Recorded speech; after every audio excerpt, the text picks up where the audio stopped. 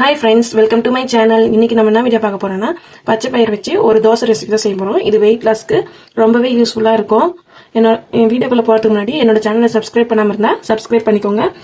வாங்க வீடியோக்குள்ள போகலாம். நான் வந்து பச்சை பயிர் வந்து ஒரு நைட் வந்து ஃபுல்லா ஊற வச்சிட்டேன். அதை வந்து நல்லா வாஷ் பண்ணிட்டு மிக்ஸர் ஜார்ல சேர்த்துக்கலாம்.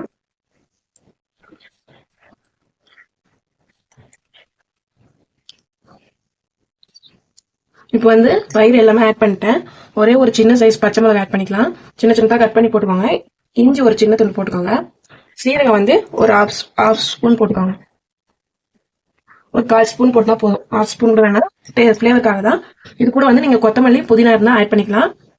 பூண்டு கூட ஆப்ஷனல் தான், பூண்டு போடுறதுனா போட்டுக்கலாம். இது கூட இப்போ நம்ம கொஞ்சம் சால்ட் ஆட் பண்ணிக்கலாம். சால்ட் ஆட் பண்ணிட்டு கொஞ்சம் தண்ணி சேர்த்துக்கலாம். இப்போ இதை வந்து மிக்சர்ல அரைச்சி எடுத்துக்கலாம். இப்ப பாருங்க, மாவு வந்து நல்லா அரைச்சாச்சு, நைஸா அரைச்சிக்கணும். இதை வந்து ஒரு பவுலுக்கு மாத்திக்கலாம். ஒரு பாத்திரத்துக்கு மாத்திக்கோங்க. அதையும் தெரியும், ரொம்ப திக்காவும் இருக்கக்கூடாது, ரொம்ப தண்ணியாவும் இருக்கக்கூடாது. அந்த அளவுக்கு இருந்தா தோசை சுடுற அளவுக்கு. ரொம்ப தண்ணியாலும் வைக்கக்கூடாது, ஓரளவுக்கு கரெக்டா இருக்கணும். இப்ப வந்து இந்த மிக்சர்ல கொஞ்சமா தண்ணி ஊத்திக்கிறேன். ஜார்ல வந்து நல்லா தண்ணி ஊத்தி நல்லா கலக்கி இதுல ஆட் பண்ணிக்க வேண்டியதான்.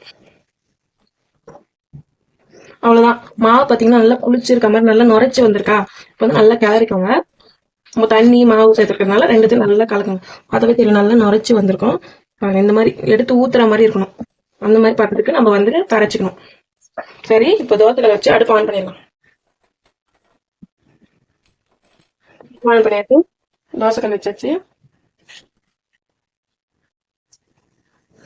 ஆயில் சேர்த்துக்கிறேன் நானு.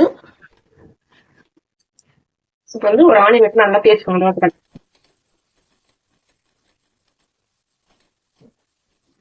நல்லா தேய்ச்சிட்டு மாவு ஊற்ற வேண்டியது.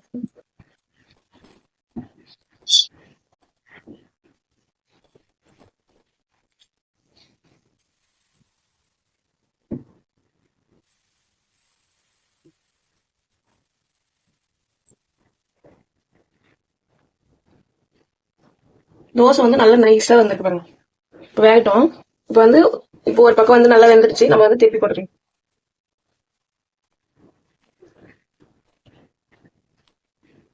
இப்போ வந்து நம்ம எடுத்துக்கலாம். அவ்வளோதாங்க. இதுக்கு வந்து நம்ம குழம்பு வச்சு சட்னி வச்சுதான் சாப்பிடணும்னு இல்லை, வெறும் தோசையை கூட சாப்பிடலாம். நீங்க சட்னி வச்சும் சாப்பிடுங்க. இந்த தோசை வந்து செம்ம டேஸ்டா இருக்கும். பச்சை பயிர்ல வந்து நிறைய புரோட்டீன் இருக்கு, நிறைய சத்துக்கள் இருக்கு பச்சை பயிர்ல. வெயிட் லாஸ்க்கு ரொம்பவே இது ஹெல்ப் பண்ணுது. நீங்க ஒரு வாட்டி ட்ரை பண்ணி பாருங்க. இந்த வீடியோ பிடிச்சிருந்தா லைக் பண்ணுங்க, ஷேர் பண்ணுங்க, மறக்காம கமெண்ட் பண்ணுங்க. என்னோட சேனலை சப்ஸ்கிரைப் பண்ணாம இருந்தா சப்ஸ்கிரைப் பண்ணுங்க. நீங்க கமெண்ட் பண்ணாதான் என்னோட வீடியோ வந்து இன்னும் நிறைய பேருக்கு வந்து போய் ரீச் ஆகும். ப்ளீஸ் ஏதாச்சும் கமெண்ட் பண்ணுங்க. தேங்க்யூ.